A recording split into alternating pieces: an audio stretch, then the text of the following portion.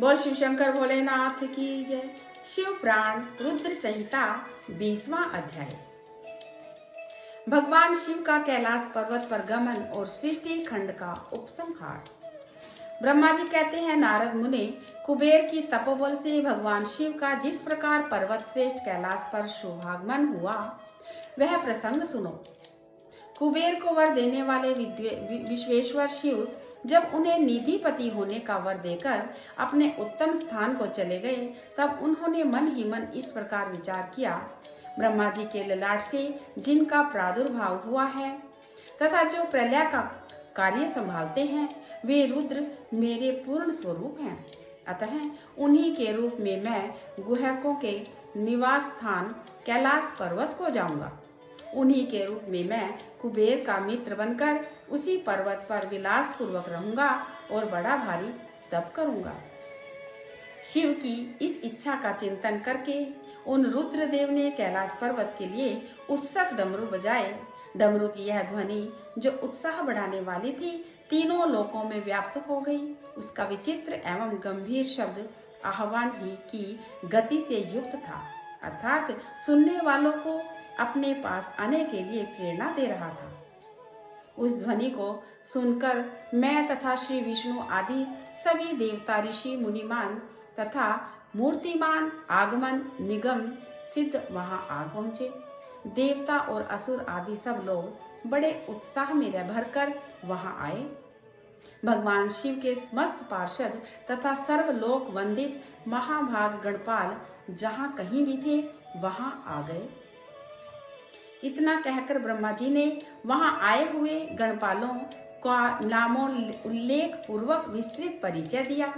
फिर इस प्रकार कहना आरंभ किया, वे बोले, वहां असंख्य महाबली गणपाल पधारे। वे सब के सब सहस्त्र भुजाओं से युक्त थे और मस्तक पर जटा की मुकुट धारण किए हुए थे। सभी चंद्रचूड़, नीलकंठ, त्रिलोचन थे। हार, कुंडल, केयूर, मुकुट आदि से अलंकृत थे। वे मेरे श्री विष्णु के तथा इंद्र के समान तेजस्वी जान पड़ते थे। अणिमा आदि 8 सिद्धियों से घिरे थे तथा करोड़ों सूर्य के समान उद्भासित हो रहे थे। उस समय भगवान शिव ने विश्वकर्मा को उस पर्वत पर निवास स्थान बनाने की आज्ञा दी। अनेक भक्तों के साथ अपने और दूसरों के रहने के लिए यथा योग्य आवास तैयार करने का आदेश दिया।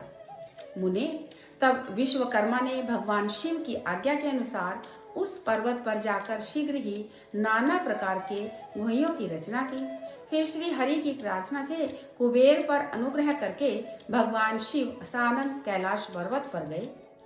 उत्तम मुहूर्त में अपने स्थान में प्रवेश करके भगत वत्सल परमेश्वर शिव ने सबको प्रेम दान दे स्नात किया।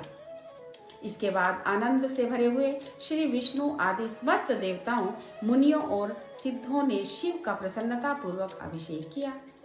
हाथों में नाना प्रकार की भेंट लेकर सबने कर्मशः उनका पूजन किया और बड़े उत्सव के साथ उनकी आरती उतारी। मुने, उस समय आकाश से फूलों की वर्षा हुई जो मंगल सूचक थी। सब और जय जयकार और नमस्कार करके शब्द गूंजने लगे। महान उत्साह फैला हुआ था जो सबके सुख को बढ़ा रहा था। उस समय सिंहासन पर बैठकर श्री विष्णु आदि सभी देवताओं द्वारा की हुई यथोचित सेवा को बारंबार ग्रहण करते हुए भगवान शिव बड़ी शोभा पा रहे थे। देवता आदि सब लोगों ने सार्थक एवं प्रिय वचनों द्वारा लोक कल्याणकारी भगवान शंकर का पृथक पृथक स्तवन किया। सर्वेश्वर प्रभु ने प्रसन्नचित से यह स्तवन सुनकर उन सब को प्रसन्नता पूर्वक मनोवांछित वर एवं अभिष्ट वस्तुएं प्रदान की। मुने, तदनंतर श्री विष्णु के साथ मैं तथा अन्य सब देवता और मुनि मनोवांछित वस्तु पाकर आनंदित हो भगवान शिव की आज्ञा से अपने अपने धाम को चले गए। कुबेर भी शिव की आज्ञा से प्रसन्नता पूर्वक अपने स्थान को चले गए।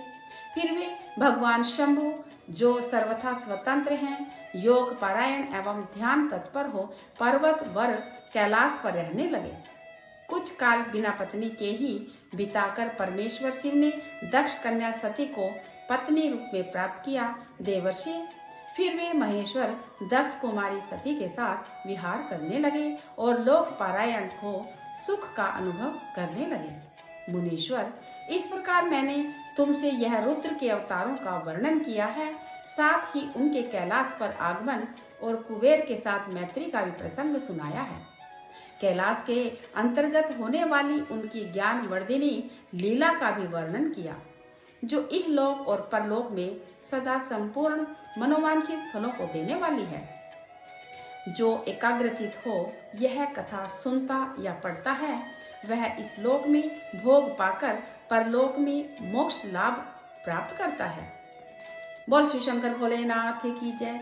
शिव पुराण रुद्र संहिता 20वां अध्याय संपन्न। हर हर महादेव।